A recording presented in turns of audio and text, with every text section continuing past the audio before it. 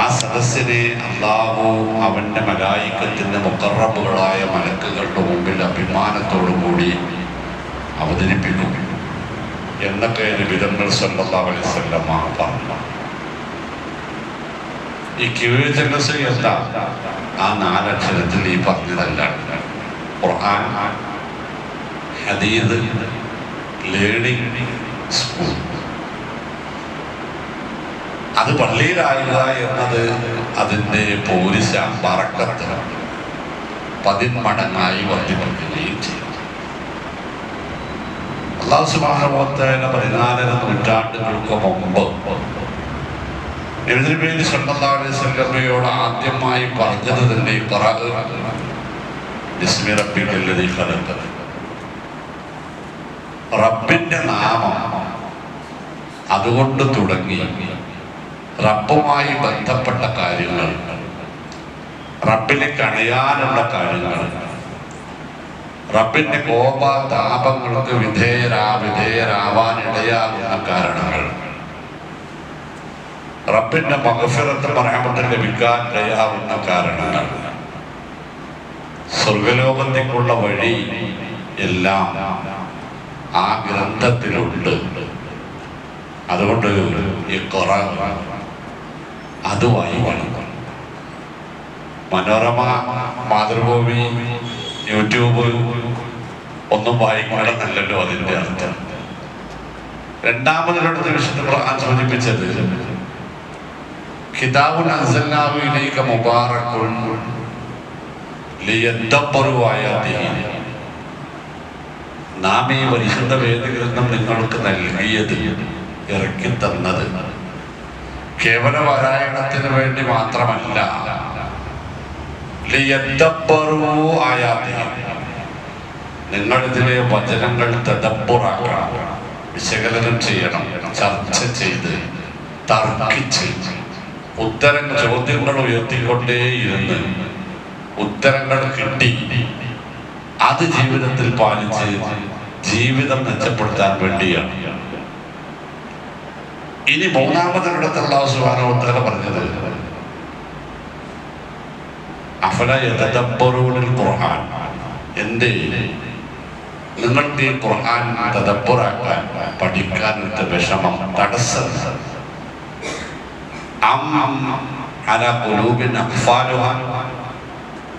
ഇത് പഠിക്കാതിരിക്കാൻ മാത്രം നിങ്ങളുടെ മനസ്സ് കടുത്തുപോയോ? അത് അടച്ചു പൂട്ടപ്പെട്ടിരിക്കുന്നുവോ?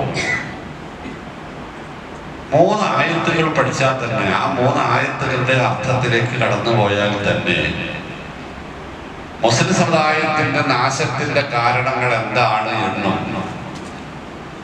മുസ്ലിം സമുദായം ലോകത്തിന്റെ നെറുകയിൽ അവരോധിക്കപ്പെട്ടത് ഏത് വഴിയിലൂടെയായിരുന്നു എന്നും വ്യക്തമാണ്. പറഞ്ഞത് ഇന്ന ഹാദൽ ഖുർആന യഹ്ദീ ലില്ലതീ ഹിയ അഖ്വം. ഈ വേദഗ്രന്ഥം നാം നിങ്ങൾക്ക് നൽകിയത്, ഇതിന്റെ പിന്നിലുള്ള ഒരു ഉദ്ദേശം, യഹ്ദീ ലില്ലതീ ഹിയ അഖ്വം, മനുഷ്യൻ അവന്റെ ജീവിതത്തിൽ നിലനിർത്തി പോരേണ്ടുന്ന, പാലിച്ചു പോരേണ്ടുന്ന ഏറ്റവും നല്ല നിലപാടുകൾ എന്താണ്? അത് വൈയക്തിക ജീവിതത്തിലോ കുടുംബ ജീവിതത്തിലോ സാമ്പത്തിക മേഖലയിലോ ഔദ്യോഗിക മേഖലയിലോ ഭരണ മേഖലയിലോ കച്ചവടത്തിന്റെ ഇടപാടുകളുടെ ഏത് മേഖലയിലാവട്ടെ, ഒരു വിശ്വാസി കടന്നു പോകേണ്ടുന്ന, മരണം വരെ കടന്നു പോകേണ്ടുന്ന അവന്റെ ജീവിത ചക്രത്തിന്റെ ഓരോ സെന്റിമീറ്ററിലും ഓരോ സന്ദർഭത്തിലും അവൻ പുലർത്തേണ്ടുന്ന ഉന്നതവും ഏറ്റവും ശരിയായതുമായ ഉത്തമവുമായ നിലപാടുകളിലേക്ക് ഖുർആൻ നിങ്ങളെ വഴി നടത്തുന്നു എന്നാണ്. ആ നിലപാടുകൾ പുലർത്തി പോന്നപ്പോഴാണ്, ആ അവസ്ഥയെ അങ്ങനെ തന്നെ പിന്തുടർന്നപ്പോഴാണ് വിശുദ്ധ ഖുർആൻ സഹാബത്തിനെ ഏറ്റവും ഉന്നതരായ ആളുകളെന്ന് പരിചയപ്പെടുത്തിയത്. ഹാഫിദ് തുറൈജിരി പറയും, അദ്ദേഹത്തിന്റെ മുഖ്തസർ ഫിഖ്ഹുൽ ഇസ്ലാമി എന്ന ലോക പ്രശസ്ത ഗ്രന്ഥത്തിൽ അദ്ദേഹം പറയും, മുസ്ലിം സമുദായത്തിന്റെ ഉയർച്ചയുടെയും താഴ്ചയുടെയും കാരണം ഖുർആനുമായി ബന്ധപ്പെട്ട് നിൽക്കുന്നു. ഖുർആൻ പഠിക്കാനും ആഴത്തിൽ മനനം ചെയ്യാനും അത് ജീവിതത്തിൽ പാലിക്കാനും ശ്രമിച്ച കാലത്തൊക്കെയും മുസ്ലിം സമുദായം ഉത്തമരും ഉന്നതരും ആയിരുന്നു. ഖുർആനിൽ നിന്ന് അവർ അകലുന്നതിനനുസരിച്ച് തൗറാത്തിൽ നിന്ന് അകന്നുപോയ ബനൂ ഇസ്രായേലിനെ പോലെ, ഇഞ്ചീലിൽ നിന്ന് അകന്നുപോയ ക്രൈസ്തവരെ പോലെ മുസ്ലിമീങ്ങൾ പതിതരായി അധകൃതരായി അധപ്പതിക്കപ്പെട്ടുകൊണ്ടേയിരുന്നു. അവർക്ക് തിരിച്ചു കയറാൻ ഒരേ ഒരു മാർഗമയും അത് ഈ വിശുദ്ധ ഖുർആൻ വഅതസിമു ബിഹബ്ലില്ലാഹി ജമീഅ, നിങ്ങൾ അല്ലാഹ് നിങ്ങൾക്ക് ഇട്ടു തന്ന ഈ കയറ്, ഈ പാശ, ഇതിനെ വിടരുത്. ആ ആയത്ത് വിശദീകരിച്ച റസൂലുള്ളാഹി സ്വല്ലല്ലാഹു അലൈഹി വസല്ലം പറഞ്ഞു, അബ്ശിറു യാ ഉമ്മത്തൽ ഖുർആൻ, ഖുർആനിന്റെ അനുയായികളെ നിങ്ങൾ സന്തോഷിച്ചുകൊള്ളു. എന്താ കാരണം?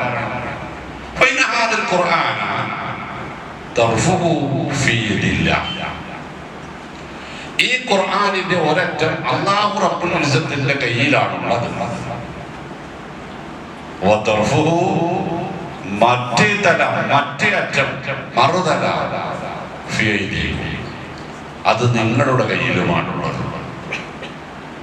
പണ്ഡിതന്മാർ പറയുമ്പോൾ അത് വിശദീകരിച്ചിട്ട്, ആഴമുള്ള ഒരു കിണറ്റിലോ മറ്റോ അകപ്പെട്ട ഒരാൾ ജീവന് വേണ്ടി മുങ്ങിപ്പടയുന്നതിനിടയിൽ മുകളിൽ നിൽക്കുന്ന സഹായിക്കാൻ ചെന്ന ആളുകൾ അയാളെ രക്ഷപ്പെടുത്തുവാൻ വേണ്ടി ഒരു കയറ് താഴേക്ക് ഇട്ടുകൊടുത്താൽ ആ കയറ് ബലമുള്ളതാണോ എന്നൊന്നും നോക്കാതെ തന്നെ ആ കിണറ്റിലുള്ള ആൾ ആ കയറിൽ ജീവൻ മരണപ്പെടുത്തുന്ന ഞങ്ങള് നാട്ടിൽ പറയാം.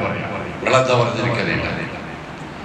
അപ്പൊ ആ കയറിൽ വിശ്വസിച്ചില്ല മുകളിൽ നിൽക്കുന്ന ആളുകൾ അയാളുടെ രക്ഷകരാണ്, അവർ രക്ഷിക്കുമെന്ന ഉറച്ച വിശ്വാസമാണുള്ളത്. ചിലപ്പോ ആ കയറ് കൊണ്ടേക്കാം. പക്ഷെ അല്ലാഹു സുബ്ഹാനഹു വ തആല പറഞ്ഞത് ഞാനാണ് മുകളിലുള്ളത്, നിങ്ങളുടെ കയ്യിലേക്കാണ് ഞാനിത് തന്നത്.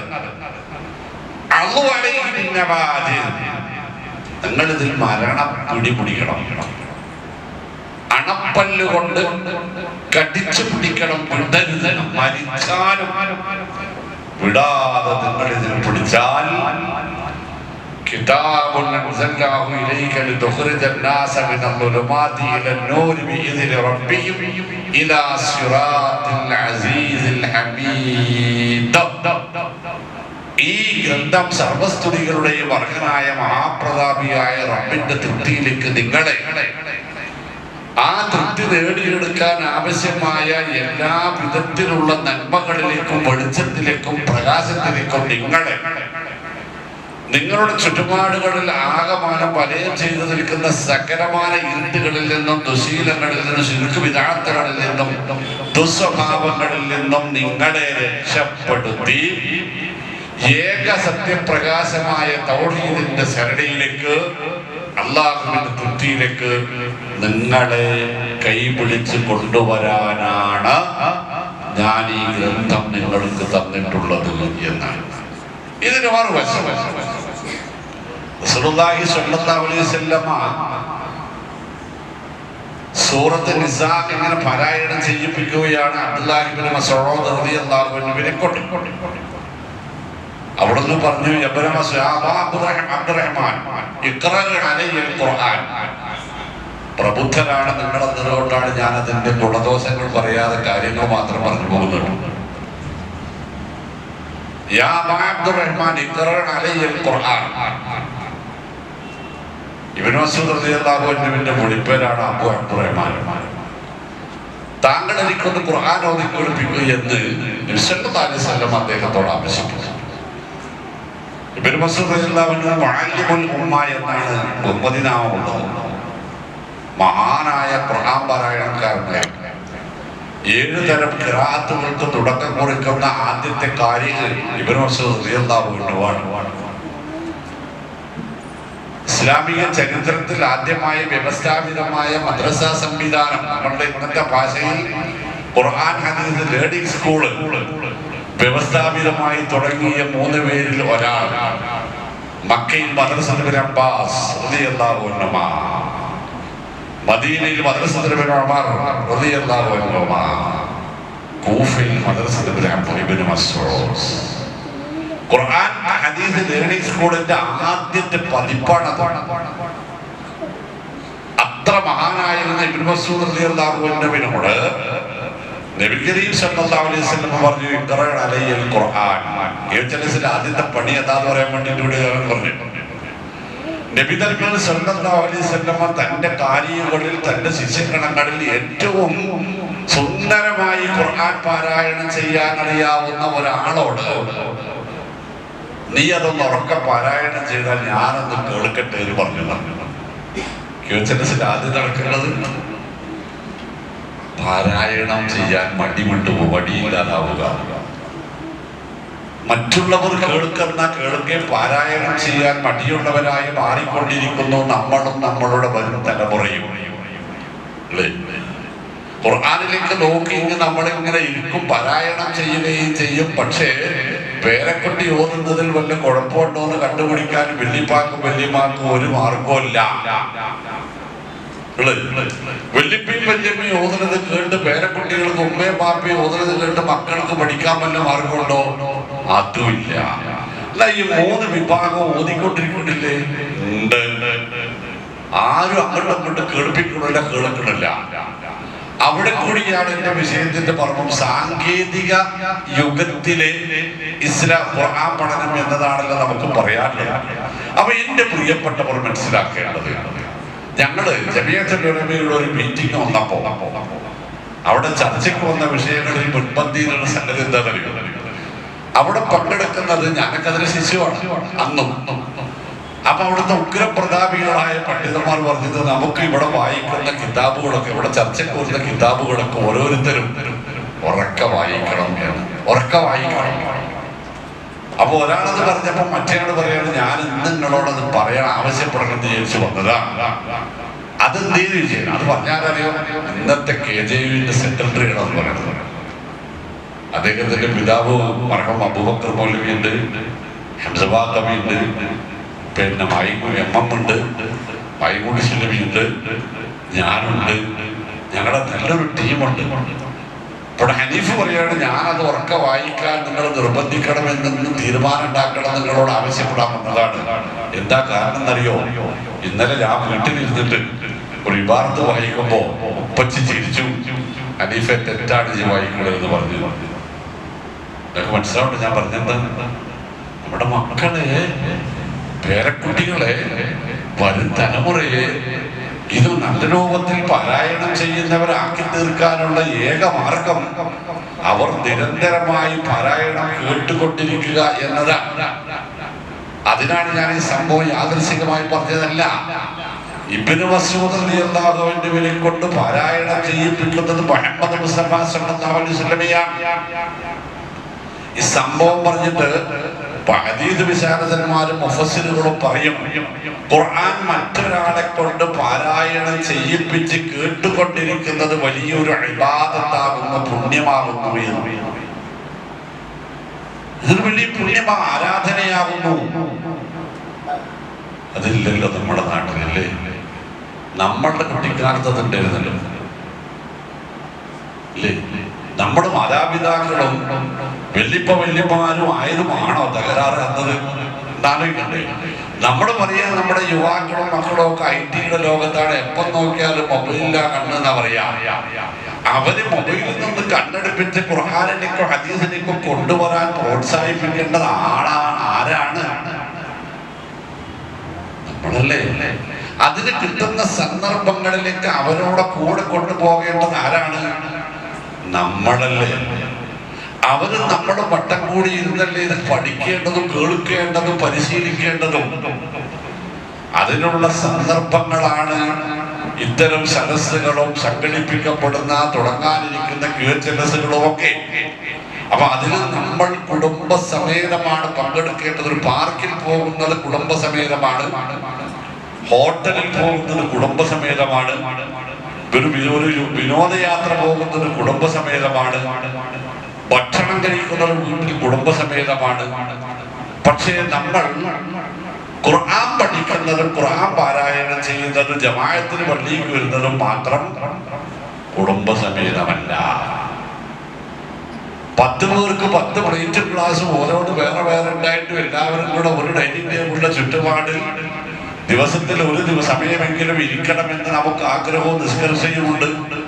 10 പേർക്ക് 10 മുസല്ലയുണ്ട്, 10 റൂമുകളുമുണ്ട്. പക്ഷെ 10 പേർക്ക് ഒന്നിച്ച് നിസ്കരിക്കാനുള്ള സൗകര്യം ഉണ്ടെങ്കിലും 10 ആള് 10 റൂമിൽ വേറെ നിസ്കരിക്കുന്ന കാലം അല്ലേ? 10 ആള് അവരവന്റെ വീട്ടിൽ അവരവന്റെ റൂമിൽ ഇരുന്നിട്ട് ആരും കേൾക്കാതെ ഖുർആൻ പാരായണം ചെയ്യുന്ന കാലം. ഖുർആൻ അമാനുമൗലിയുടെ തഫ്സീർ ഉൾപ്പെടെയുള്ളവ സ്വന്തമായി വായിച്ച് ആരും കേൾക്കാതെ മനസ്സിലാക്കുന്ന കാലം. ആണ് വന്നുകൊണ്ട് അതാണ് ഇപ്പോഴുള്ളത്. അവിടെയാണ് വ്യത്യാസമുണ്ടാവേണ്ടത്, മാറ്റമുണ്ടാവേണ്ടത് നമ്മുടെ പരലോക വഴിയിലെ നമ്മുടെ നിലവിലുള്ള നിലപാടുകളിലാണ്. അപ്പോ ഇബ്നു മസ്ഊദ് റളിയല്ലാഹു അൻഹു ഈ സൂറത്തുൽ നിസാ പാരായണം ചെയ്യും. നബി സല്ലല്ലാഹു അലൈഹി വസല്ലം അതിങ്ങനെ കേട്ടുകൊണ്ടുവരുന്നു.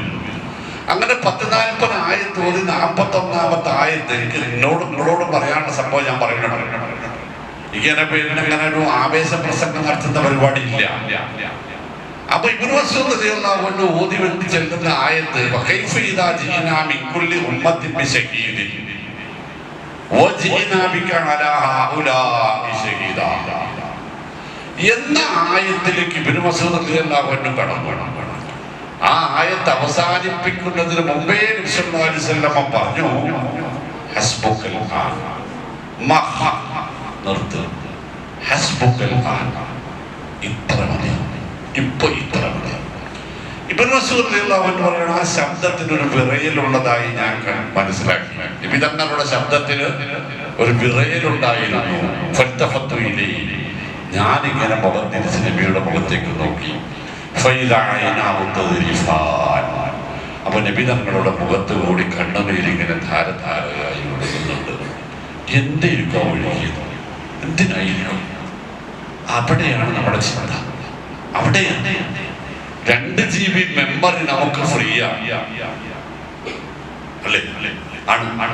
എന്റെ മൊബൈലിനകത്ത് 2 സിമ്മാണ്. 2 സിമ്മിൽ 2 GB വീതം ഫ്രീ ആണ്. എന്തും കാണാം, എന്തും കേൾക്കാം, എന്തും പഠിക്കാം, ആർക്കും ഫോർവേഡ് ചെയ്യാം, എന്ത് മെസ്സേജും ഫോർവേഡ് ചെയ്യാം. പക്ഷേ നമ്മൾ ഇപ്പോൾ പഠിക്കാത്തതും കാണാത്തതും കേൾക്കാത്തതും ഫോർവേഡ് ചെയ്യാത്തതുമായ മെസ്സേജ് എന്തിനെ കുറിച്ചാണെന്ന് ചോദിച്ചാൽ അത് ഖുർആനുമായി ബന്ധപ്പെട്ട അറിവ്, അത് പഠിക്കാനുള്ള അവസരങ്ങൾ ഒരുക്കപ്പെട്ടതിനെ കുറിച്ചുള്ള വിവരം, സ്വന്തം രക്തബന്ധുക്കൾക്ക് പോലും എത്തിക്കുന്ന വിഷയത്തിൽ നമ്മൾ അലസരാണോ എന്നത് നമ്മളാണ് ആലോചിക്കേണ്ടത്. കുടുംബ ഗ്രൂപ്പിലും സൗഹൃദ ഗ്രൂപ്പിലും ഒക്കെ വിവിധങ്ങളായ കാര്യങ്ങൾ നമുക്ക് പരസ്പരം ഷെയർ ചെയ്യാൻ സാധിക്കുന്നുണ്ട്. നമ്മുടെ ഇൻസ്റ്റയിലുണ്ട്, ഫേസ്ബുക്ക് അക്കൗണ്ടിലുണ്ട്, നമ്മുടെ എല്ലാ സോഷ്യൽ മീഡിയ അക്കൗണ്ടുകളിലും നമ്മൾ നിറഞ്ഞു നിൽക്കുകയാണ്. പക്ഷെ ഇവിടെ ഒന്നും ദീനിന്റെ ഒരു നിലപാട് പറയാൻ, അല്ലെങ്കിൽ ഒരു കാര്യം, ഒരു നല്ല കാര്യം മറ്റുള്ളവർക്ക് പഠിപ്പിച്ചു കൊടുക്കാൻ കിട്ടുന്ന ഒരവസരം ഉപയോഗിക്കേണ്ടി വരുമ്പോൾ ഇപ്പൊ ഞാനിപ്പോ അതൊക്കെ പറഞ്ഞാല് അത് ബാക്കി ഒരിക്കലും ഒരു ബുദ്ധിമുട്ടുണ്ടാകും. ഒരു പെണ്ണിനെ കുറിച്ചിട്ട് എന്താ വിചാരിക്കാം, അതുകൊണ്ട് വേണ്ട എന്ന് വെക്കുക. എന്റെ പ്രിയപ്പെട്ടവരെ, നബി സല്ലല്ലാഹു അലൈഹി വസല്ലം മദീനയിൽ ഇരിക്കുന്ന സമയത്ത് ഒരു ജനാസ ഇങ്ങനെ പോയി, ജനാസയുമായി ആളുകൾ പോയി. അപ്പൊ റസൂലുള്ളാഹി സ്വല്ലല്ലാഹു അലൈഹി വസല്ലമക്ക് അറിയാം അതിന് യഹൂദിയുടെ മയ്യത്താണ് എന്ന്. നബി തങ്ങൾ സല്ലല്ലാഹു അലൈഹി വസല്ലം അങ്ങനെ കരയുന്നുണ്ടായിരുന്നു.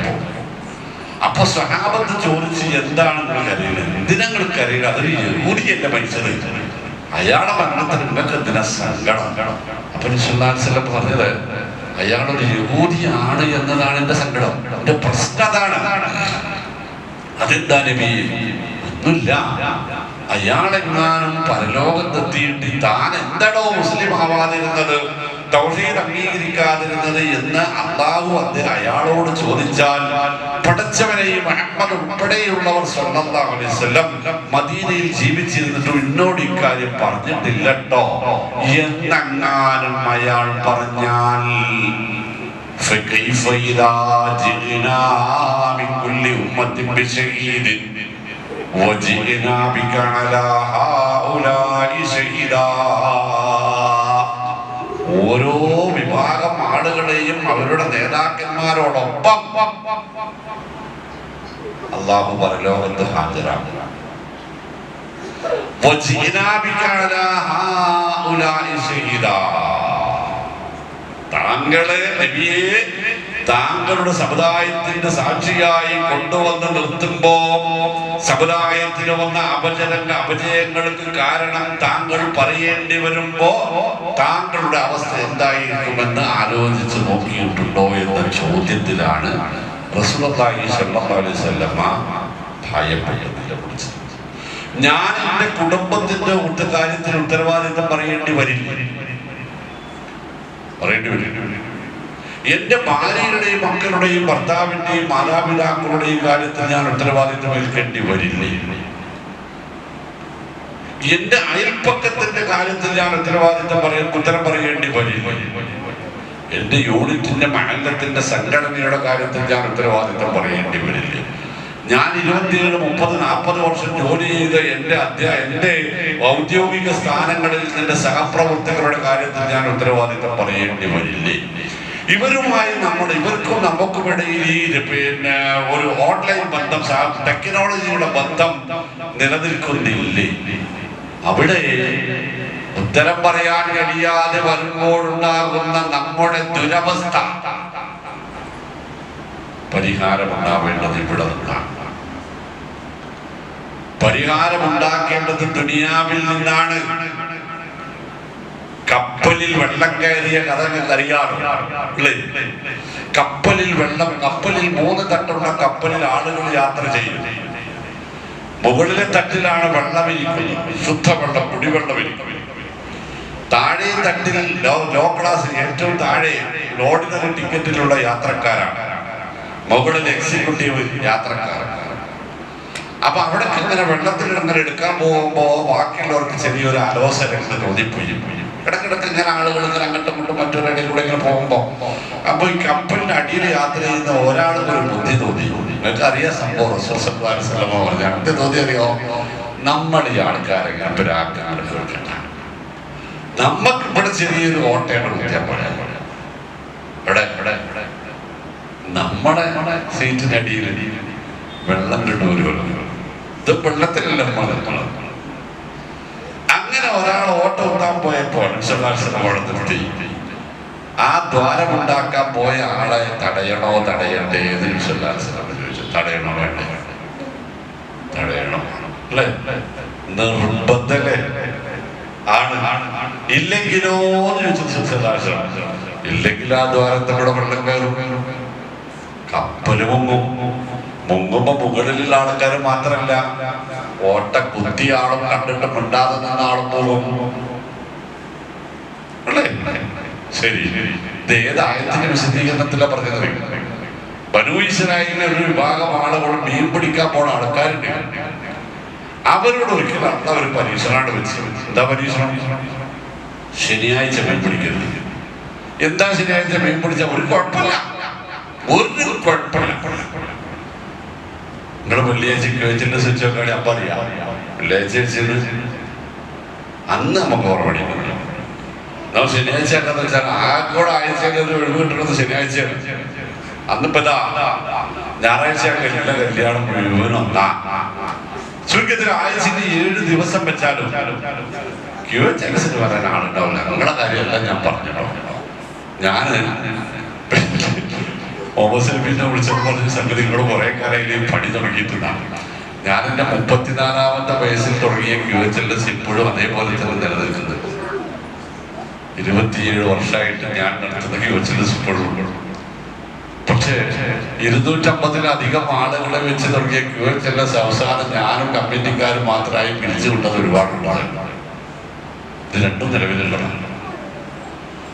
അപ്പോ ശനിയാഴ്ച മീൻ പിടിക്കരുത് പരസ്പരം തരത്തിൻ്റെ ശനിയാഴ്ച പിടിച്ചത്. ഇപ്പോ ഈമാനുള്ള മുത്തക്കികളായ ആൾക്കാർ പറഞ്ഞു അതൊന്നും നമ്മൾ നോക്കണ്ട, ശനിയാഴ്ച പിടിക്കരുത്, പിടിക്കണ്ട. ശരി പിടിച്ചില്ല.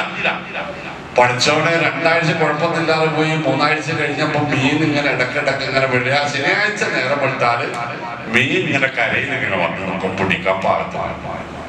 പിടിക്കണില്ലേ എന്ന് ചോദിച്ചിട്ട് ശനിയാഴ്ച വൈകുന്നേരമായ മീനൊക്കെ പോയി ചെയ്യും. ഞായറാഴ്ച മീൻ ഉണ്ടാവില്ല. പിന്നെ ചെങ്ങായിമാര് വേണമെങ്കിൽ ചന്തക്കാള് പിന്നമാര് അടുത്ത ശനിയാഴ്ച വീഴാണ്. അപ്പൊ ഒരാൾക്ക് അങ്ങനെ തോന്നിയ കൂട്ടത്തില് ശനിയാഴ്ച പിടിക്കരുത് എന്നല്ലേ പറഞ്ഞുള്ളൂ. നമുക്കൊരു കാര്യം ചെയ്യാം. മൂപ്പരപ്പുറത്തൊരു ഒരു കുഴിയാണ് വെള്ളത്തിന്റെ അപ്പുറത്തേക്ക് കരയില്. എന്നിട്ട് കുഴി കൂടുതൽ ചാലാണ്ട് വെച്ച് മീനായിട്ട് ചാല് പോയി ചാടി. മീൻ കൊണ്ടാ കുഴി നിറഞ്ഞപ്പോ അയാൾ ചാലാണ്ട് അടച്ചു വെച്ചു. ഞായറാഴ്ച കഴിച്ചു. ശനിയാഴ്ച പിടിക്കരുത് പറഞ്ഞോളൂ. ഞായറാഴ്ച കഴിച്ചു. അയാൾ സ്പിറ്റ് ആദ്യം സ്വഭാവമാക്കി. പിന്നെ അയാൾ ഇങ്ങനെ ഈ ശനിയാഴ്ചന്റെ മീൻ ഇങ്ങനെ വിൽപ്പന തുടങ്ങി. ഒറ്റക്ക വിൽപ്പന, വേറെ ആർക്കും തോന്നിയില്ല. നല്ല കച്ചവടം, പറഞ്ഞ വഴിക്ക് വിറ്റുപോയി. അപ്പൊ ഇത് ആളുകളൊക്കെ തുടങ്ങി. അപ്പോ നാട്ടില് പഠിച്ചവനെ പേടിയില്ല കുറച്ച് ആൾക്കാർ ഇത് ചെയ്യുന്നുണ്ടോ, ഇത് ചെയ്യുന്നു.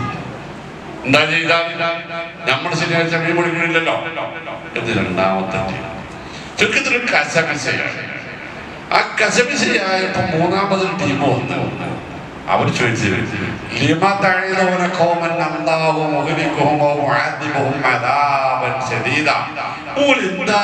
ചെയ്തോട്ടെമാരെ പിടിക്ക്, തിന്നെ, മുക്ക്, കുടുംബത്തിൽ കൊണ്ട് സൂക്ഷിച്ചു നോക്ക്, എന്തൊക്കെ ചെയ്തോട്ടെ.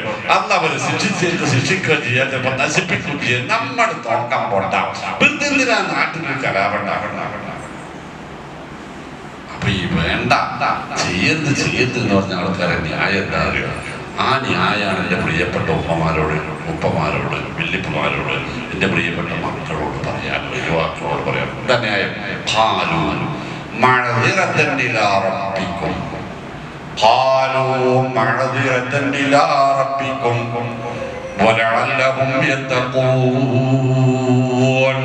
ഒന്നും ഉണ്ടായിട്ടല്ല, എന്തെങ്കിലും പിടിക്കണ്ടെന്ന് പറയായിരുന്നു എന്ന് അല്ലാഹു റബ്ബുൽ ഇസ്സത്ത് ഞങ്ങളോട് ചോദിക്കുമ്പോ പഠിച്ചവരെ പറഞ്ഞിരിക്കണു ഒരു കേൾക്കാത്ത ഞങ്ങളെ കുഴപ്പമില്ലാതെ ഒരു ഒഴിവ് കഴിവ് പറയാനും പറ്റുന്ന ചാൻസാണ്. അതിനു വേണ്ടിയിട്ടാണ് പറഞ്ഞത്.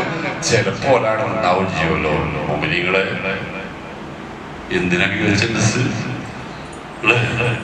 ചിലപ്പോ ഒരാളും ഉണ്ടാവും ചെയ്യും.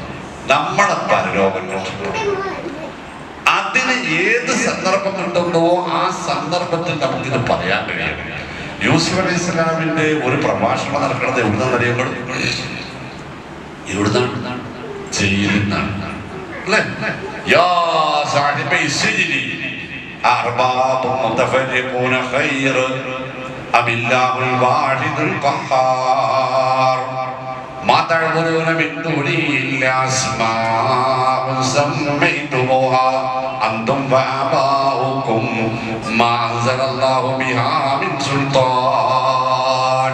അല്ല, തൗഹീദാണോ ശിർക്കാണോ നല്ലത്? നിങ്ങൾ പാരെ വിളിച്ച് പ്രാർത്ഥിക്കണം, ആരാധിക്കണം. നിങ്ങൾക്കറിയോ അല്ലാഹ് ഒരു അവകാശം കൊടുത്തില്ല, ഒരു അധികാരം, ഒരു പേരാവട്ടെ അതുപോലും സ്വന്തമായി സ്വീകരിക്കാൻ അവറ്റക്ക് കഴിയില്ലേ? നിങ്ങളല്ലേ അവറ്റക്കൊക്കെ പേരിട്ടത് എന്ന് യൂസുഫ് അലൈഹി സ്വലാം. അദ്ദേഹം പ്രവാചകനല്ല, അദ്ദേഹം ആരല്ല, പ്രവാചകനല്ല. അദ്ദേഹം ഒരു ചതിയിലകപ്പെട്ട് ജയിലിലാക്കപ്പെട്ട ഒരു തടവുപുള്ളിയാണ്. തന്റെ റൂമിലുണ്ടായിരുന്ന സഹതടവുകാരോട് കിട്ടിയ സന്ദർഭം അദ്ദേഹം എന്ത് പറയാൻ ഉപയോഗിച്ചു? അവരുടെ പരലോകം കൂടി രക്ഷപ്പെടുത്തിയെടുക്കാനും സ്വന്തം ഉത്തരവാദിത്വത്തിന്റെ നിർവഹണത്തിനും വേണ്ടി ഉപയോഗിച്ചു. കഴിഞ്ഞില്ല. വിശുദ്ധ ഖുർആൻ സൂറത്ത് യാസീൻ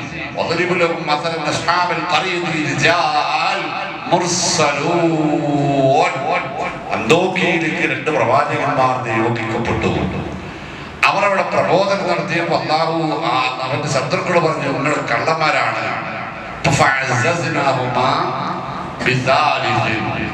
മൂന്നാമതൊരു നബിയും കൂടെ അവിടെ വിട്ട്